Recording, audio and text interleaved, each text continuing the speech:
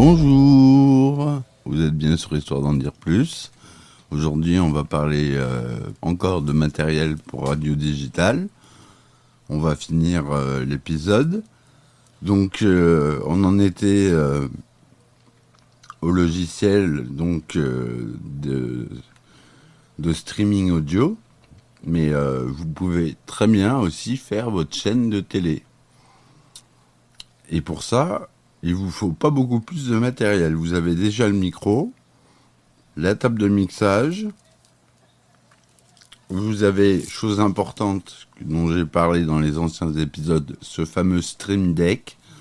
Donc ce petit boîtier avec des boutons qui sont en fait des écrans qui permettent d'assigner des fonctions. Et ces fonctions, ça peut être d'assigner par exemple une caméra à un bouton et une autre caméra sur un autre bouton. Et ça, c'est la clé pour avoir à gérer un direct vous-même. Si vous filmez vous-même, vous pouvez gérer le direct avec le Stream Deck sans que ça se voie trop. Discrètement sur le côté, vous appuyez sur les boutons et ça se voit pas. Donc il y a des appareils beaucoup plus coûteux, mais celui-là, il marche très très bien. Si vous voulez monter après, on va dire un podcast et une chaîne de télé, on va parler de chaîne de télé maintenant, pour du matériel un peu plus pro que le Elgato Wave 1 comme micro, par exemple, vous avez un micro professionnel qui s'appelle le Shure SM7B, la marque Shure, qui est un très très bon micro. C'est le micro qui est utilisé pour enregistrer Thriller de Michael Jackson. Donc quand il chante avec ce micro. C'est pour vous dire comme c'est un bon micro. C'est celui que j'utilise maintenant, vous m'entendez avec.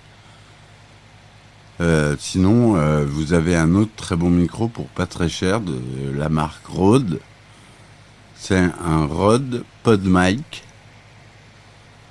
C'est un petit micro, il est à 90 €.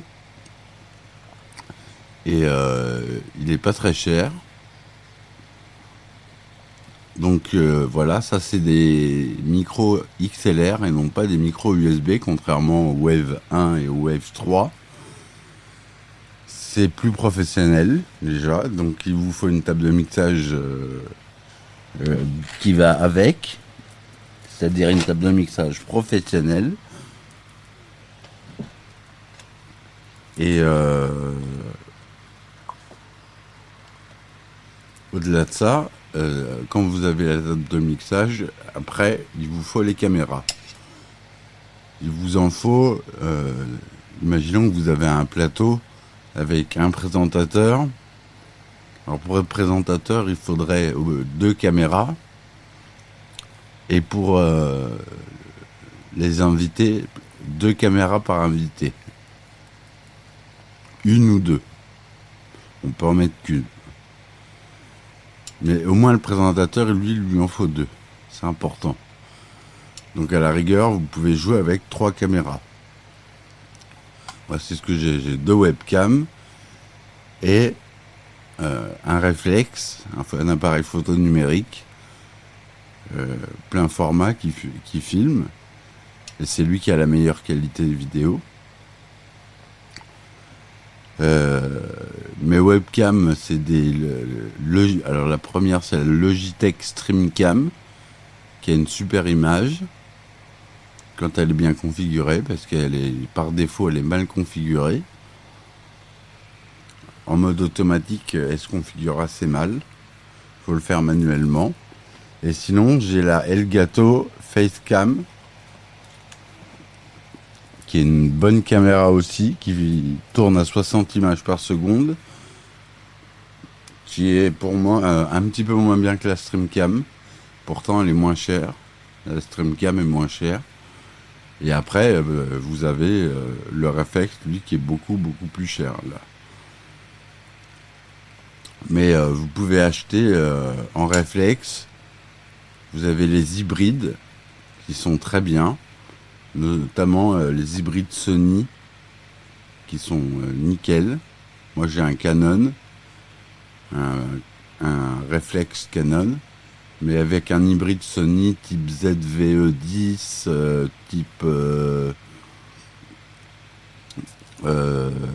Alpha 7R, mais après là c'est plus le même prix.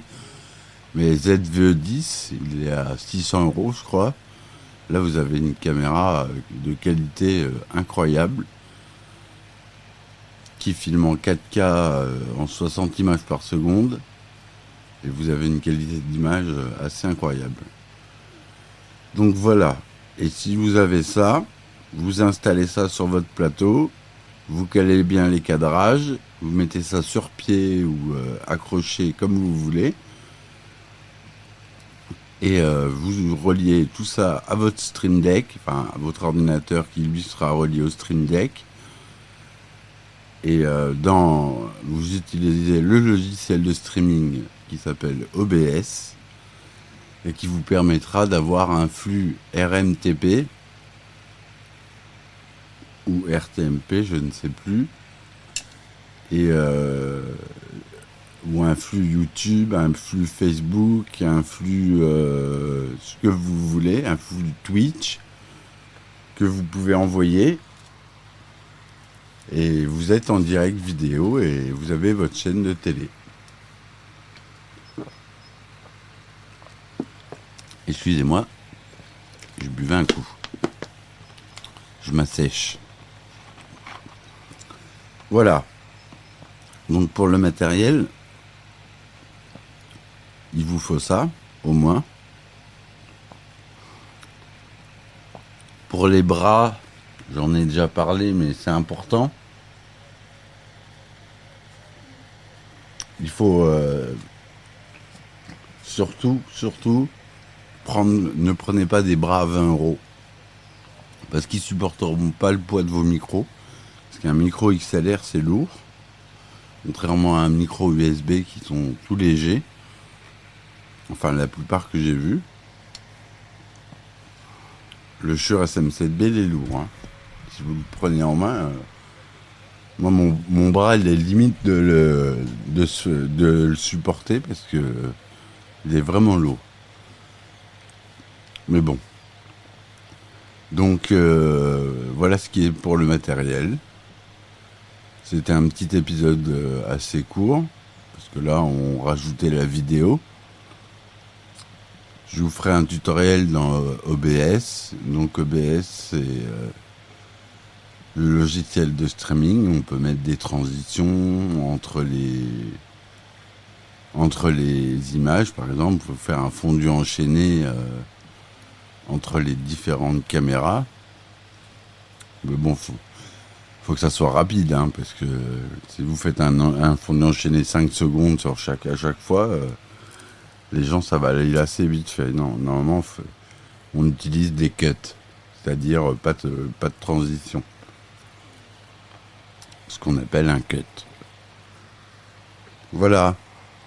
Bon bah c'était un épisode assez court. J'espère qu'il vous aura plu quand même. Je vous dis à la prochaine et bonne radio. Ciao ciao.